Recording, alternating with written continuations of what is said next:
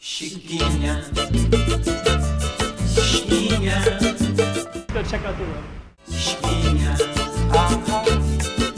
Okay, I'm the content creator for this channel. If you like what I'm doing, just subscribe and then also hit the that little bell. That means you're gonna get notified of other videos that I do. Okay, Havana, Cuba. This is about what to expect. So I'm going to be talking about the city, and this is where I started at, O'Reilly and Viguelas. And I'm going to be exploring the old quarter of Havana, just to kind of give you some perspective.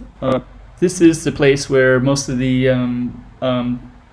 best architecture is at. So I started with the webcam. I put it on my body like that, and you just saw that briefly in the mirror. And then I started going down out of this Casa Particular. I'll explain that too, but basically if you're an American, but even if you're not American, these are great places to stay. But basically it's like a house. It's like a real person's house. So actually I was able to get a room there, and I had my own privacy, the own bathroom and everything. And when I stepped out of there, and you can see I'm right in the middle of the street. I'm not even in a hotel. I'm just right in an apartment with like everybody else, and it's very secure. The family is always up in the living room all the time. They have grandkids that are coming in and out. They have their own kids coming.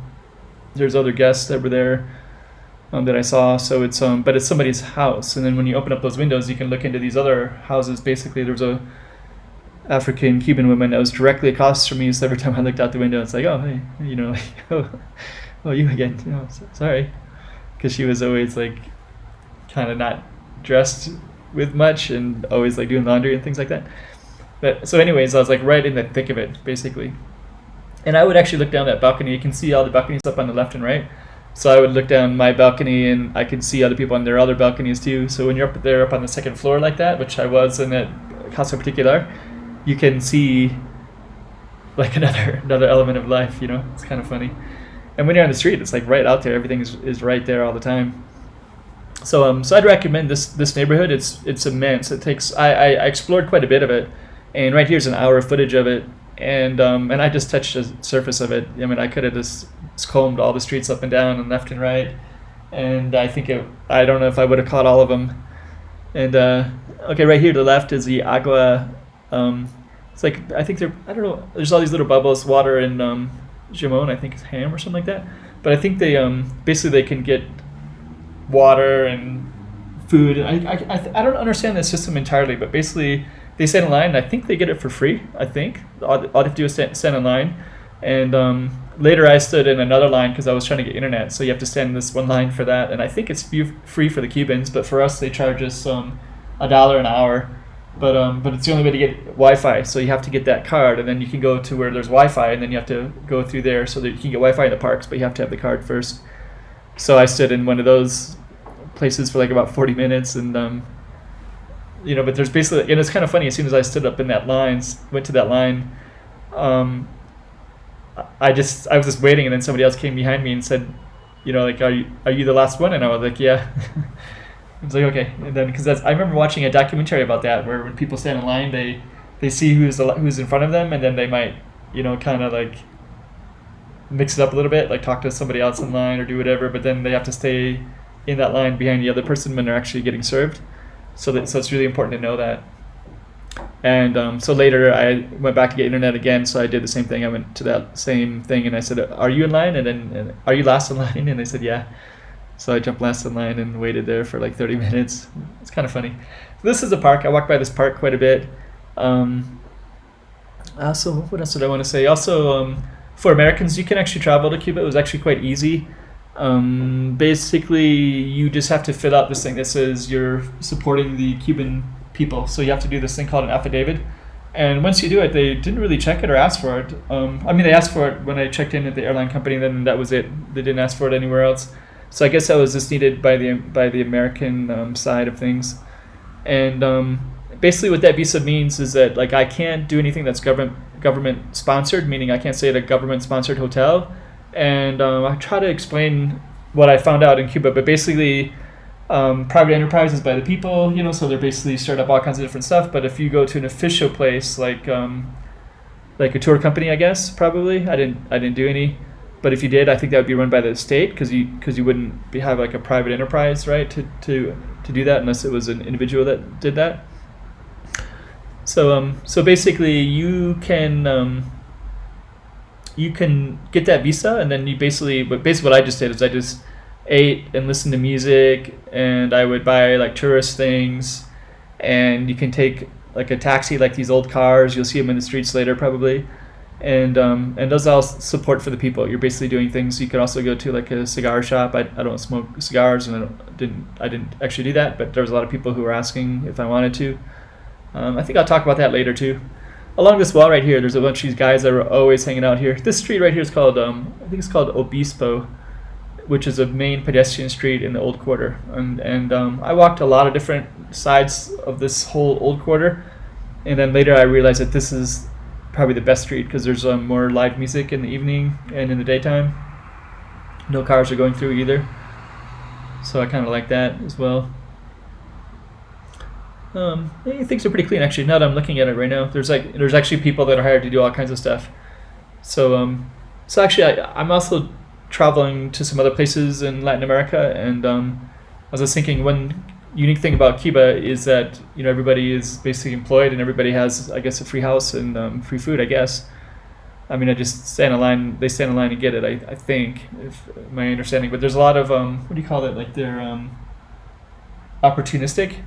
So there's a lot of hustlers. I'll just call them hustlers, but they're not like, they're not like in other parts of Latin America. They're not like going to rob you or anything like that. Like I never felt anything like that, but I heard that might happen in other parts of Cuba, like where there's no tourist at. If you're in like some places, there's like kind of a police presence, so you'll see police quite a bit wherever the foreigners are at. Actually, I was just kind of looking at some of the people there. There's that girl in the black. There's like some really attractive Cuban girls that walking around, and actually this right here. I was also going to explain it that I also have 2 videos. I'll go back to that other one I was talking about later, but I have 2 videos, and one of them is where I capture all the streets sounds. So basically, like where everybody is talking, I can hear everything in the music, and so I have that on another video. So if you want to hear that version, you can. And then this one, I thought I would just let you see it visually and just maybe hear about my experience with Cuba. Anyway, so people are very opportunistic, and what I mean by that is that a lot of people will be asking, and you'll hear it in the other version. And I have some other stuff I'm going to be putting up on YouTube as well. One in particular where I went out in the evening on a Saturday night, and a lot of people were drinking. A lot of Cubans were kind of a little bit on their 3rd beer kind of thing, so they were like really like, "Hey, where are you from? You want a cigar? You want this?" It was like really kind of full on a little bit, but basically it's very opportunistic. So it's just a way for them to supplement their income. It's not like they're only ready. It's not like they're homeless and hungry, because like those things are provided. So it's like you can walk away from them pretty easily without them giving you a hard time at all. But if you say yes, that means they'll get a commission. They'll bring you to some restaurant or some cigar place or whatever. And I think they have a name for them called ginterias. I think that's the name. I read it, so I didn't actually hear the word. Okay, so I'm walking down Obispo. Down at the end of the street is where the cruise ships come in. And I guess there was an Italian ship that was there when I was there, but I don't it didn't seem obvious to me that there were a bunch of Italians there, but someone else was telling me that, a barber. Actually, at the end of the street, I'll kind of tell you about that too. I went to a barber, and I think I might say hi to him in this video. I'm not sure, but basically, there's like few people in there from Italy, and they were from the cruise ship. So he asked me if I was from the cruise ship too. And I was like, no, I'm just traveling around. And anyways, I wanted my haircut, so he basically told me to sit down, and I ended up in there for like about 45 minutes, and I was trying to get out of there because I was like, okay, he was really taking his time. And then one of the customers, he started shaving them, and every time he like did a stroke, like a shaving stroke, he'd be like, "Hey, that looks good, yeah." So he's like, he really took his job very professionally, and then when it was actually my turn, I was actually trying to say like, "Hey, I'm just gonna leave and I'll come back," and he's like, "No, let me get you a drink." So he just kind of forced it on me, like no, you're gonna stay here and hang out, and you're gonna enjoy the music, and they're gonna enjoy the free drinks I'm gonna give you, and this is an experience. So you just kind of took it like that. It's pretty cool, actually. Yeah, and on his wall he had kind of an older picture of an older gentleman from the 1800s, and I guess that was his grandfather. So he'd had that barbershop had been in his family for like 150 years or something like that, and he was third generation, and he'd been there for like 23 years himself. And I was just thinking, oh, it's really interesting because they, like not only are you kind of going in back in time in Havana, but people still have professions, that they really take their job seriously. And actually, the time there was really different too. Like I just noticed, I just felt like I was in there for an hour, and I was kind of like, oh man. But then he was a really cool guy, and a lot of people in Cuba are just kind of hanging out. Not I guess yeah, I guess they are hanging out actually. Like I don't mean to sound that in a negative way, but I'm just saying they have time to interact with each other. So even if they're waiting in line for something, they're kind of interacting and like, hey, like, hey. Actually, almost everywhere you go in Cuba, you're hearing like, "Hey," like, "Hey." Everybody is kind of acknowledging each other because a lot of them have known each other for a long time in the same neighborhoods, I guess. And when you walk up and down the side streets too, it gets like really local. And what I mean by that is just people just know each other, and they're just kind of hanging out, like they're just up the stairs, like I was in the beginning of the video. Like you can see your neighbors as soon as you walk on your balcony, and you can just look down the street. And it's like, okay, yeah, there's, whatever their names are, Jose, I don't know, Manuel, Desi, like you can just see them. And like even these people, just kind of talking. Those could be tourists, I'm not sure. But speaking of tourists, there's a lot of tourists in this area too. So I think they come off the cruise ship. I saw a lot of African Americans when I heard English. It seemed like they were usually African American. I guess what else did I hear? I saw a lot of Asian women in particular, or Asian couples. I didn't see any Asian men, but I would see like a group of Korean girls. I used to live in Korea and Japan, and now I'm living in China. So I remember specifically overhearing Korean quite a bit, and Japanese sometimes too. And there was one particular business I saw that had a Cuban flag and a Japanese flag, and it was a Japanese woman who was running the business. And I don't know, maybe she married a Cuban and started a business there, perhaps. I should also talk about the differences in money, too. So money was kind of a funny thing in Cuba, and so was business as well. So, like basically there's shops for Cubans. So I went into one, and I got pretty lucky. I didn't realize how lucky I was, but I had one kook, which was like $1. And I wanted a drink, so I just gave it to him, and it has like the prices in pesos. The current, I think the salary in Cuba I think is $30 a month, something like that. So basically, those drinks are like almost nothing. They can't. They're just like really low price. So basically, I gave him one kook, and he actually gave me back tons of change. So I ordered another drink, because it's like, dang. And I got all these small change, which is really cool because I wanted that. Anyways, the non-kook one, so I got it. But anyways, but usually I wasn't able to do that. Usually they would just take my kook and give me the drink, and they would just profit it, I guess. So, which was kind of got that homeless guy was walking by quite a bit. I gave him some, I think right at that spot earlier I had some pizza, and I gave him some pizza. So right at that spot he came up again and was like, this was like not even an hour. I think I went up to the stairs, got my camera, and I came back down again, and he just ate it.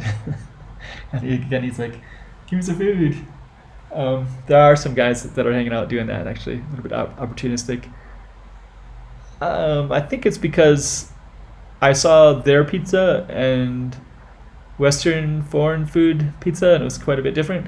Like theirs was this like cheap, cheap, it just looked like a cracker with cheese on it that was like that they would fold. It wasn't a cracker like crunchy one, but like basically just fold it and eat it. And it was like really limited, where like the Western one was basically like, like just had a lot more to it.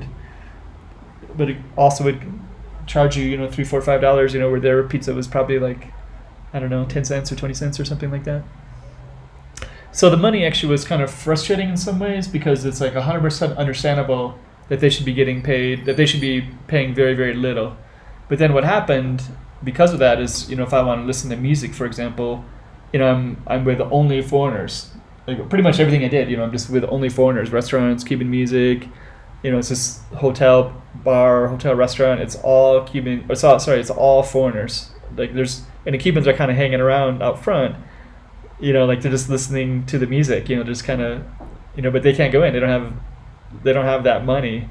So it's like but they're not threatening. They're not like antagonistic or anything like that, or like begging, and they're not doing anything like that. They're just completely unable to go in and pay our prices for things. So like that kind of stuff was kind of, it's like strange, hard to get your head around.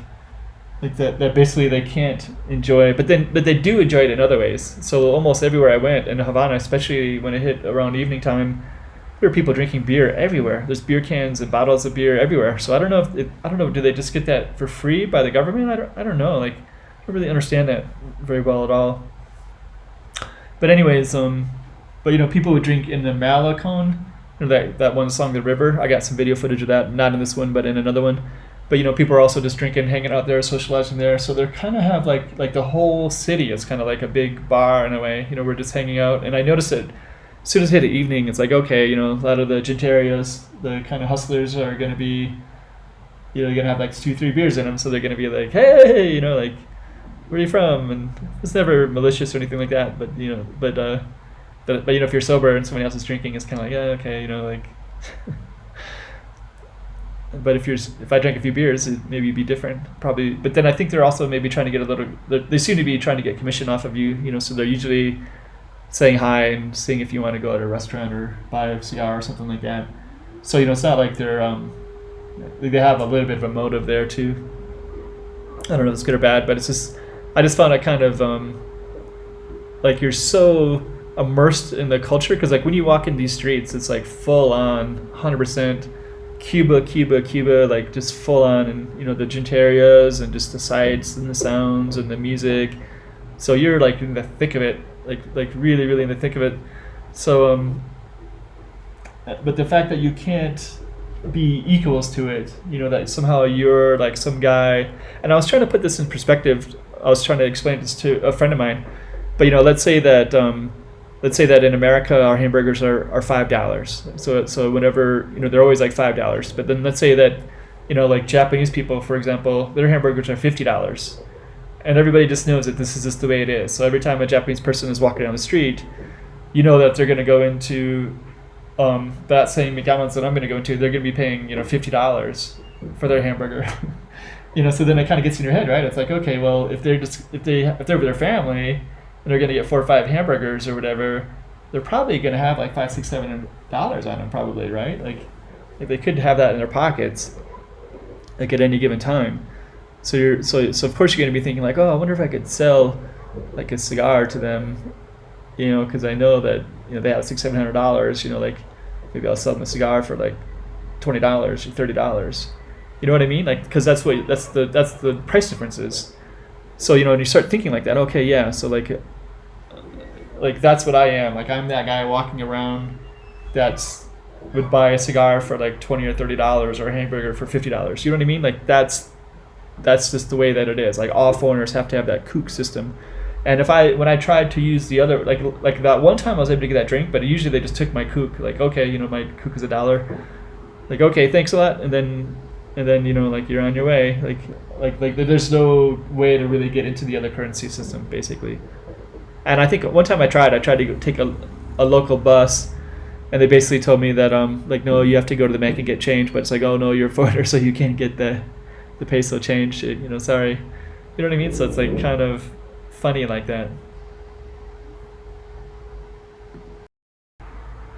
The other thing that I wanted to talk about as well was like as a foreigner, you may or may not be aware of it, but I kind of became aware of it later. I also went to the beach and places where foreigners go, and basically there's always security because they know where the foreigners are at, and they're usually in this particular area. And then there's another area called the central part, and there's not security. And I heard that foreigners do get robbed in that area. So, and actually I did start going down to that area. I think I have some other footage where I started walking a little bit. Oh no, sorry, I had it on the camera. But like I got a little bit into that, and I was trying to get down to Chinatown, and I started getting more aggressive people, like aggressive people that were like, hey, we're looking for girls, this, cigars, like sex, boys, just really aggressive. Where when you're in the tourist area, it's kind of like, hey, mi amigo, ¿cómo estás? Hey, like, where are you from? Oh, hey, do you think you're interested in a restaurant? Are you hungry at all? Need a cigar? I know a place. But when I started going into the kind of bad barrio, it's more like, what are you doing here? What are you looking for? Like, you must be looking for something, and it's like, I don't know, just like the tone was really different, and it was more like I don't know if I'm gonna walk too far in there. And I was reading, I think it was The Lonely Planet or The Moon Guide, one of the other guides, and one of the authors, and the authors are guys that travel quite a bit in the country, is pretty much all over. And when the author's like, yeah, I got robbed in the central Cuba place, and a lot of people get robbed in the day and the night. I didn't really feel like Cuban people were threatening though, so I didn't feel like I had to be worried about that kind of stuff. But if I went into the wrong neighborhood, so when I was trying to get in that Chinatown, I started seeing like just massive amounts of people just hanging out. Where when this tourist area, there's like some Cubans hanging out that look like they live right there and they're used to foreigners and they're maybe hustling a little bit, but not in a way that makes you feel uncomfortable. But when I started walking into the I was trying to get in the heart of the Chinatown, which was deep into the central part of Havana. That's when it was like, okay, I better just turn around. I think actually what it was like I had a couple guys like back to back. Like one of them just like beeline me, and I was like, oh good, I got rid of that guy. And then I was like, oh man, he's probably gonna follow me a little deeper. If I keep going deeper, and he's gonna follow me. And then I had another guy like that came at me again, and I was like, oh god, gosh dang it, because the other guy, he kind of caught me in a spot where I was kind of like I couldn't really maneuver away from him because there was like a wall of like construction with traffic on the one side. So I was like, ah, dang it, like, because sometimes you just go across the street. Anyways, it's just like small thing, but like I wouldn't feel worried about Havana at all because it's actually one of the safest cities in Latin America, and I could definitely feel it. And I don't want to say anything one way or the other about things, but in general, I think because of that system, because of the system that it has, there's like, I think that a lot of people want more, but they have all their basics are met. So there isn't like this, it's not like I'm homeless and hungry and, and you have something that I need, food, money. It wasn't like that. So it was more like, oh, there's a foreigner over there and he's in a place where there's no police. Like I just felt like that could be a possibility, but I didn't really experience, I didn't experience any crime there at all. I didn't hear of anybody else experiencing crime either. Unlike other parts of South America where a lot of times I talk about it with other foreigners because they all have their own stories. I spent about a year in South America, 6 months in Brazil, and especially when I went to Venezuela was one of them, where people was getting robbed left and right, and also in Ecuador and Peru. When I was in those two countries, strangely, when I was in Brazil for 6 months, and I think that has a lot of crime now. But anyways, I'll go back to topic with Cuba. But Cuba, I didn't really feel like that at all. Things felt pretty safe actually, and there's just so many people, especially in the tourist area. I think they're also trying to protect their tourists, so that's why there's all the police. But I did want to mention that whenever I went to a tourist area, which was like the Malecon. I went to the University of Havana, and that's actually on the tourist track. Like anything that was in a Lonely Planet guide, for the most part, there was like security people around, and they're basically just the police, just kind of watching stuff. And even at the beach, when I went to the beach, there was like some police just kind of watching to see, because there's a certain spot where the foreigners will. There's like a little bit of tourist area right there, so that's kind of like the place that they drop off the foreigners. And there was security there. It was basically like a place of like hotels that foreigners would stay in at this one particular spot on the beach. And I think there's beaches probably all along Havana, but that's just where that we knew is called Playa El Este. And I have another video of that. I'll show that later too. So basically, I think but the police were non-threatening. They were very helpful. I asked for directions sometimes, and they always helped me out. They didn't know. My Spanish is kind of broken, so I had to. Like sometimes people will switch it to English on you, when your Spanish is broken. But if they don't have any English at all, they'll stay in Spanish, which is pretty much what all the police officers did that I ended up talking to. Usually I would just ask them about where something was. So let's talk about, I think you might be interested to know about, I guess it depends. I was going to say, like, one of the things sometimes people are curious about, the opposite gender. We'll talk about that. So there are Cuban girls that a lot of them are friendly, like they're very nice and Latino, and a lot of them are just normal people, especially when you're walking around the city, like on the University of Havana. So it's quite interesting because there's like a whole spectrum of people, like white and black and mixed and they're all like, I think like the same, again, the same education, the same everything, as far as I know, and it seems that way. So, but I was just thinking, like sometimes in the foreign area, there's like sometimes there's like some girls that seem a little bit too friendly. So I'm like I'm assuming they might be a prostitute because there was sometimes they're just friendly, like hey, like. But then actually I had one girl that uh, I didn't really know what her angle was, but I knew she had some kind of angle. So she locked eye contact with me, and she was like I couldn't get rid of her basically. So like she was looked like I didn't really see many people that looked like they were into drugs at all, like you might see in the United States itself, or in Colombia or somewhere like that, or Mexico, or Brazil. But I didn't really see that her really at all. But this particular girl looked like she might have been, because actually she kind of locked in on me, and she was like looked a little bit drug addict-ish, desperate-ish. And so I went into a bookstore. I was like, oh, I'm gonna try to, like, oh, thank you, like, no gracias, no gracias. And so I dodged into a bookstore, and she actually followed me in there, and she's like, these are books, those are pencils. And I was like, oh no, I know, gracias, gracias. And then I just kept walking around the bookstore until she left. And I was like, oh man, I hope I don't run into that one again. But she looked like one of those, like a drug addict type, which was really rare. I was in Cuba for 5 days, and then I didn't really see that hardly at all. And like went to Venezuela, for example, and like more common. But anyways, I think there was some law against prostitution anyway. So like if a girl, like they have to register if they go with a foreigner somewhere, and then if their name keeps coming up, then they're gonna spend some time in jail. So I think the government really tries to crack down. Oh, and actually, that was the other thing I kind of wanted to talk about too, because it seems like the Cuban government is I mean, like this is debatable, but it feels like they really care about their people. I was kind of thinking about that, like when I think about other places, like Philippines. Sometimes you have these leaders that come in and they just kind of exploit the resources as much as they possibly can, and then they leave. They just a lot of times it's pretty common. Like I remember the Ismeldas, I think they're called, or Ismelda Marcos family, Marcos Ismelda. But anyways, like they took like maybe billions of dollars in Philippines, and they brought all their money to like Hawaii, and they basically just like pilfered everything they possibly could get. And I think that's pretty common in a lot of places. Like I think that I hear that a lot about with African nations, a lot of other Latin American nations. So the presidents are always in Miami or somewhere, it's some other place. But like Cuba, they actually put the money back into the people and into the city.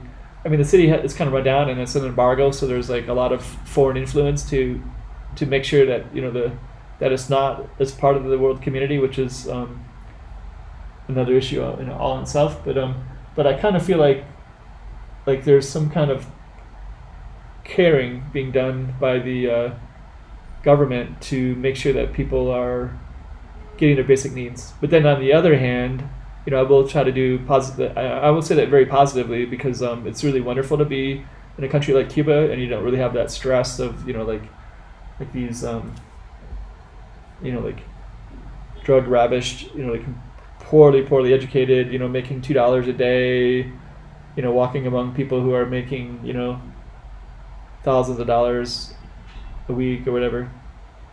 So that discrepancy, there's the discrepancy there, which makes things very nice in a lot of ways. But then I'll go into the negatives. So the negatives is that like it was hard for me to find food sometimes. Like I know there's all these chincherias, and they're all like, oh, and sometimes I'd see places that are just like people's homes, and they were reselling food, and I could give them some money, like give them a couple cooks and eat like a nice home meal, which is kind of interesting in its own way. Like there's nothing wrong with that either. That's actually pretty interesting. because you could actually walk into somebody's house and they would give you some food, and you give them $1 or two, and it's like it's pretty amazing. But on the other hand, like when I stepped out of Cuba, and I flew to Colombia after Havana, I went to Bogota, and as soon as I get to the airport, I'm like, oh wow, there's like, you could get like jelly beans here, and there's fast food restaurants, and like, oh, there's potato chips. I haven't seen those in a while. Like stuff like that. Like I'm sure they had potato chips in Cuba, I guess, but they don't really have like the kind of those are like consumer projects, right? So, but then you're just eating all this kind of healthy stuff. So I was eating like this really amazing Cuban food. A lot of it was beans and rice. Oh, sorry, French fries and rice with beef, and the beef was like had like elements of onions and like kind of real tasty sauces to it. I was like, wow, this is actually really good, and I'm actually eating pretty healthy. And then my old style stuff, maybe in the evening you start eating junk food because you get into the addiction of it, like the cravings of salt or cravings of sugar. And since I wasn't really having access to junk food, I wasn't eating it, and I felt like I was just felt healthier for it. Just drinking a lot more water, and they actually have their own colas there I think it's called Frescas, I think. And I tried that as well, and then and it was kind of like a Coca-Cola, pretty similar, a little bit more like a generic cola, but they do have these things. That's pretty beautiful. When you look at the scenery here as well, right? Kind of designed this video. I have another video where you can see and hear the sights and sounds. You're gonna see the sights anyways, but you can attach the two together. But this particular one, you're just gonna see the visuals and kind of listen to me. So this one you can technically probably watch. You can do something else and just listen to what it's like in Cuba. I'm gonna have some other videos too. If you like this one, please like it. Please and also like make a comment and below. And just the comment can be anything. Like just I got interested. I started watching a video because I really want to go to Cuba. Or I don't know, whatever. Just make any kind of comment because it'll put this in the algorithm. And if you think the video is worth watching, and if you've been watching it already for 30 minutes, then it must be worth watching. So put it in the algorithm a little bit so that other people can see it too. And the only way to do that is by liking it and also by making comments to it. So please do that if you've been still watching it this time. And I hope you are. And I actually have some other videos too of the beach. I have some that I'm going to be uploading all those. So the University of Havana, and kind of what it's like to walk down the street in the evening and stuff like that. And also this other side of the tracks too, and the Malecon as well. This right here is a little bit of a mall, so a lot of people, I noticed a lot of girls in particular, would come in here and take pictures inside here. Almost every single time. I guess there's some girls down at the end there, right there. But I just kind of noticed that a theme is almost every time I went by, there was like somebody is always in there getting their picture taken. This is like a little bit of a mall, and like right next to this place I think it's called Central Park. And this wasn't too far from my hotel, so when I was walking around, I took you through quite a bit of the old town, and this is kind of near this. There's a big space that divides the old town from central Havana, and the old part is where a lot of tourists are at, and then the central Havana is the one where almost all locals are at, and the Chinatown is there. I was reading a story about Chinatown. So I guess when the revolution occurred, like one of the things that Chinese people would have had to have done if they stayed, would they have to become more Cuban. So basically they wanted everybody to be more like, get rid of their, so you're not just black or white or Chinese or whatever, you are going to be Cuban. So I heard that a lot of Chinese were very business oriented as well. So they fled. They wanted to keep their Chinese cultural traditions, and they wanted to continue teaching that to their children and remain as Chinese Cubans and not just be Cuban. They didn't want to lose the hyphen part, and they also wanted to keep their businesses. So I guess I think it went from it was like 50,000 or something like that down to like 3,000 to 4,000, something like that. Which is kind of interesting because I visited Miami and I remember running across Chinese business owners who spoke Spanish, and I was like, wow. It kind of set all in perspective after I visited Havana and I found that out. This is the Central Park right here that divides those two neighborhoods. So the view that you're looking at right there goes into Central Havana. And when you're right at that spot, there's a lot of hotels, and it's pretty safe and for tourists and everything like that. But if you go like deep into the heart of it, yes, it'll change. I did go down it in different spots. So I have another video where I went down quite a ways into it, down a kind of a main pedestrian street. That was absolutely fine. It was comfortable. It did feel like there wasn't any tourist restaurants anymore. It was like basically just places where Cubans would go to, which was also interesting as well. I wonder if I would have been able to get into the other currency a little bit if I had some of the currency to begin with and started. I think if I had the pesos, if I could get a hold of the pesos, their currency, that I could. But it's just a matter of trying to get a hold of it. Actually, it's kind of funny there isn't a black market for that. Like you'd think there'd be, Cuban people in the tourist area like, hey, mi amigo, ¿quieres pesos? Cambiar, cook, and then they can make a little bit of profit, and then, you could. It's funny. It's funny that nobody approached me with that. I also want to mention my Casa Particular. So my Casa Particular, they had their listing up on that's that board, kind of that house that I stayed at. So they had their place available for tourists. So I think I paid something like $50 a day. But then later they were like pleading with me, like, oh, please, if you tell your friends to go to our website directly and talk to us. I'll tell you right. This is right here. This separates the two areas, and this is kind of a main pedestrian street that goes all the way down to the Malecon. This is what I'm walking on right now, and there's a lot of artisans on the street. So anyways, that Casa Particular, they basically told me like, oh, please let them go to our place, and I'm gonna give you that thing at the bottom here, so you can actually do that if you're interested. Go to their particular Casa Particular and stay there.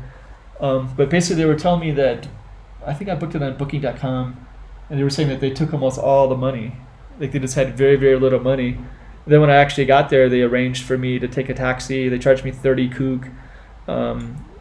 The standard is like 25 kook anyway, so they, found somebody. But I was like, well, I'd rather just have somebody that's connected with the place I'm staying anyways. And I drank some water, and they stacked a fridge of stuff. But then, when I actually tried to get the water somewhere else, they would charge me like a kook for a small, 2 kook for a big. And then the Casa Particular charge the same. But I think they can actually get it, for lower prices like everybody else. But since I'm a foreigner, but actually, at least the money's going to them, and then I'm doing the visa that's for the Cuban support of the Cuban people. So what better way to do it than support those people right there? The people that I'm staying with. So I'm staying. So I think they actually brought me to and from the airport with a private car as well instead of a state taxi, because the state taxis would be illegal if they are a state taxi. I don't know what is or what isn't, but I mean it's not illegal in Cuba, but I mean by the American government. Basically, the American government, you can't spend on anything that might go to the Cuban government at all. So I was just trying to support the people as much as I, in every way that I could, basically, and that's the only way to do it. So actually, they made money off of the drinks that I had in their place, and then they also did my laundry for me, and they charged me 5 kook, which is like $5. It's like, oh, it's a pretty good deal. Like even though everything is in kook, it's like to me, it's like they're probably making some pretty good money off the foreigners, because they're living on the other thing of like $30 a day or $30 a month, right? Like in the peso system.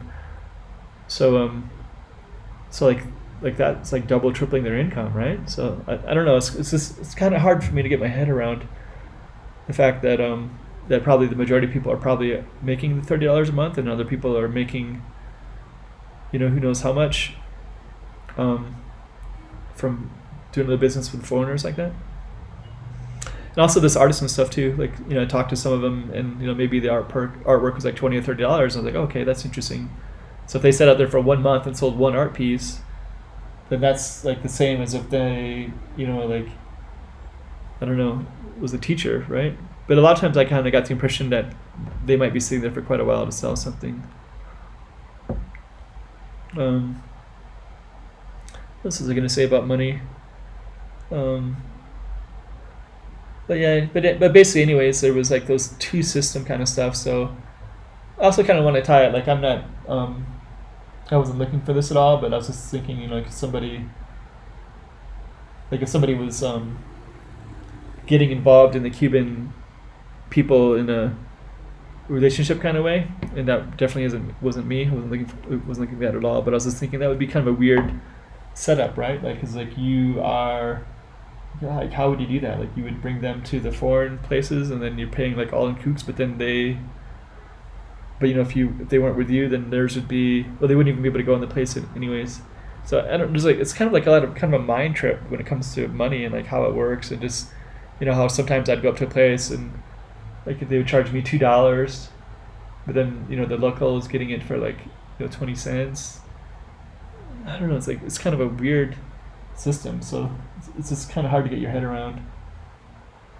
I guess if you're a foreigner and you were in some relationship, I guess then you'd have that guy or girl would probably be doing everything in the pesos, I guess. I don't know. It's kind of hard to get your head around though, anyways. But still, like there's a lot of artisans, and people were great, really friendly, and especially if I asked for directions, they'd give me a lot of time, and the time thing was completely different. And cars. Oh, I actually want to talk to you about the cars too. So there's a lot of old cars, 1950s and things like that, and in one way it's like really romantic, right? Because like those cars are so beautiful to look at. But then when you're actually driving them, it's like, oh yeah, these are really gas guzzlers, and they're like really big and huge. So like they're trying to turn them, and it's like, oh man, I hope they can turn that turn okay, because it's not like our cars now are so different. So like I took a car, like a nice red 1950s something, I don't know what it was, Chevy or something, and this is kind of funny. Like he kept running out of gas, like not running out of gas, but like if he didn't put his foot, it kept stalling, and then at one point I actually got out of the car and tried to help him push it a little bit. So it's like and I saw lots of people with their tool wrenches, trying to get their cars going, which is another thing that we don't have anymore. Like people don't really use wrenches on cars now. It's all some kind of computer technology, I guess. So it's kind of interesting watching that stuff too. But I would see that in Havana and Cuba, pretty much everywhere. Let's see. Yeah, and actually the tourists are usually, there's like a whole tourist element, so I think they would fix up those cars real nice and give them a nice paint job, and then the more attractive they were, the easier it was for them to get some kooks. Kooks is Cuban convertible. Don't know what the U is, but basically it's like that, the dollar, like basically it's like another issue of paper that's equivalent to the dollars. And they also they charge you for that too. Like like when you change money, the exchange places will charge you for using dollars. I think I heard from somebody that you should bring a different currency, because in dollars in particular they charge kind of a higher commission. So yeah, it's better to bring maybe Canadian dollars or euros or things like that. What else did I talk about? Yeah, definitely like it and make some comments. Ask me some questions. I'll be able to comment anyways in this video, and if you make a comment early enough, I'm still going to be uploading quite a few other videos of Cuba as well. Look at that too. So and I think there's like different kinds of viewers. Some of them really want the sights and sounds and just kind of want to see what it's like to experience it like that, because actually when I do the narration, it's kind of a little bit different, but I think you have a good sense of it, as you hear me talk about it, and you can see visually what it looks like. But yeah, the parks are quite nice. There's a lot of people just kind of hanging out everywhere. So even in the neighborhoods, there's like, I guess you call them steps or stoops. A lot of people just kind of hanging out there. There's some policemen right in front of me. So they're usually hanging out on that street because that's where tourists are going. So they're just kind of looking up and down and making sure the tourists are all good, and we are. And I do like these buildings. Like you can just see those big, large, massive things. And when you go inside too, there's also very high ceilings. And a lot of them would have a fan up at the top too. It's like kind of like breezy, nice and breezy. Same in my casa particular. I had high seas and high ceiling.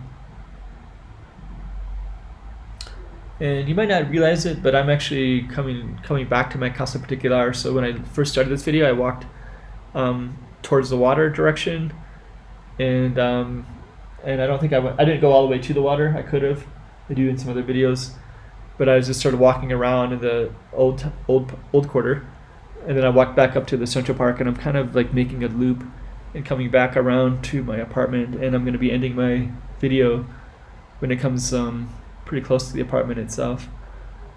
In this little square area, you can't really see it from this particular angle, but there's a place called Floridita, and that's where Hemingway drank his daiquiri like for 20 years in the same place. I guess there's a bunch of places that he would go to, but that was like on the tourist trail. I went in there a few. I just every time I went in there, I poked in, and there was always Cuban musicians, and they sounded really good. And but there was like the tourists looked like tourists. They just looked like people that had like a Panama hat on, and kind of pale, and I don't know, like really touristy, which is fine, but I don't know. It's kind of like a checkbox thing, where I'd rather have gone into a place where there's a bunch of Cuban people, but that's not really possible. As a foreigner, you're just kind of just in that other system altogether, and you can find the foreigner, the other one. I guess I go back to this one again. This is that one spot again where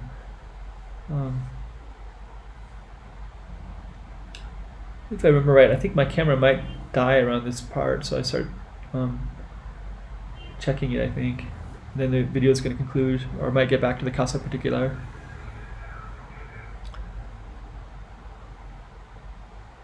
But yeah, what was I going to say? Yeah, but basically I was just thinking that Cuba's a really interesting place. It's a lot of things that kind of make you think about things, like the way that you can't find a lot of products, but on the other hand, there's like barbers that have been in there for 150 years, like, or have the same shop, and they work on their craft, and like the concept of time and the community, like everybody's kind of talking to each other all the time, and they kind of really know each other really well, and they hang out a lot, and they kind of interact a lot. And I had like positive experiences from all kinds of different people. There was like a Rasta guy in the park that was always like hey, like every time I saw him, hey, like just generally. And a lot of times, like if I'm in another place, like if I was in, I don't know, San Francisco or something like that guy might be, like hitting me up for money like within 2 seconds. But this figure guy's like, hey, like welcome to Cuba, yeah. And then every time I saw him, like, hey, and he never once, like asked me for anything. Just like generally a good person. There's like a lot of like really generally good people. And a few times I kind of was trying to find places as a tourist, going to places like, hey, like, where this is, and they would stop whatever they're doing, and went into some barbershops. Sometimes I go into those places and just kind of ask for directions if I don't really know, because I know they're, so one of them stopped cutting hair and came out with me and was like, oh, you got to do this and this and this and this. Go to these 2 places and take a left, take a right. So yeah, I think this one was kind of interesting. I went in here because actually, like whenever I want to look at the camera, make sure the camera is on. I want to get out of the main street, so I just kind of pop in to this was kind of a place I would pop in sometimes and just kind of check the camera and see if sometimes the camera will stop working on me, especially like in this scene. I've been going with it for about an hour, so like the battery will die. So I think I kind of check it and just make sure. But I want to do it in a safe place, not out on the street. Not that people would rob me, but it's just like my own thing that I do. I'll change the battery sometimes too. What else did I want to talk about? Money, Casa Particular, I'll put the link. Yeah, people.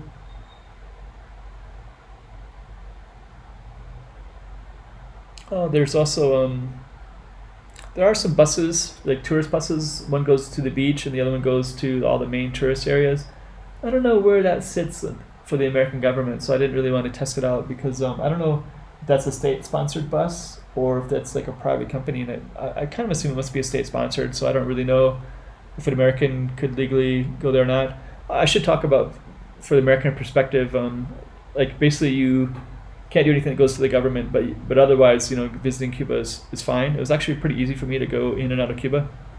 I flew from Los Angeles with a layover in Panama, and I was kind of expecting maybe some kind of problem or issue, like oh, you're American, but actually there was I overheard other Americans when I was walking around, and I overheard some on the flight too, and when I flew out as well. So there's people are going in and out and traveling there now as tourists. So and actually it's kind of hard to, well, you'll see, like if you go there, there's things that are kind of geared towards the tourists, and they're very private enterprise. I'm not really sure how you would find the state sponsored. I think it was maybe those buses, I guess, and probably the but you can't get on the local buses anyways because you don't have the pesos. And I guess government run hotels, which I didn't do, staying in a casa particular. So yeah, definitely stay in a casa particular. Look for that, like private homes. So especially if you're American, those are the ways around it. And yeah, you also have to get a visa. I think everybody has to get a visa anyways. Not a visa. Like I could just come in, but I had to get like a piece of paper, and they called it like a visa paper or something like that. Had it's a little bit different thing but it's like basically it's like a form that you fill out that has your passport information. And when you come in, they check it and make sure you have it. It basically has the same role as a visa, but doesn't go in your passport.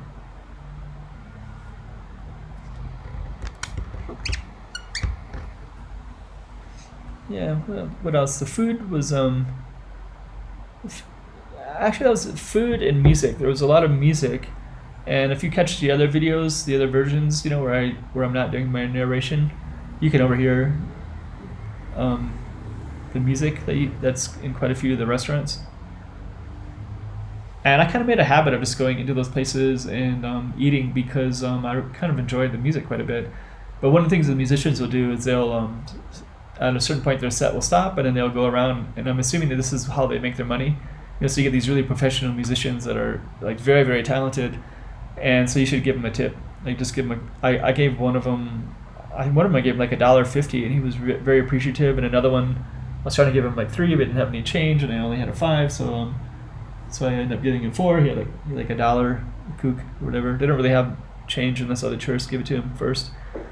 And anyways, like a lot of times you have to tip them, but then you don't really it's not really a tipping culture where you don't tip everybody all over the place, especially in kooks, because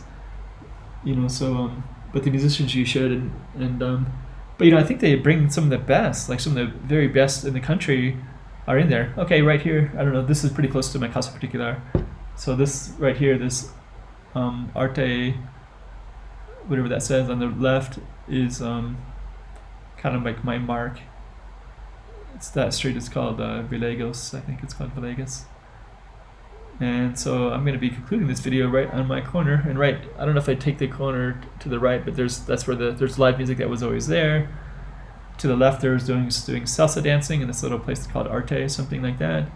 And I'm going to be probably going right up into my casa particular in a minute. And there's some restaurant where that lady comes out, and yeah, there's me with my key. And I'm going to be going into my business, going to my place. So there it is. Yeah, I'll put the link, so if you want to go there too, do it. So I have my key to get in, and then there's a gate, and the gate would kind of have security as well. And then once you go in, there's another gate, but that was usually open. And then you get up to the top, and I have my own private room. There's other rooms up there. Let's see, I'll probably turn off my camera. Yeah, I do. Anyways, hope you enjoyed that. So yeah, come and check out my other Cuba stuff too. So glad to have some viewer who's listening still at this point. So thanks for showing some support, and I'm glad you like it. Please share it too. Chiquinha, chiquinha.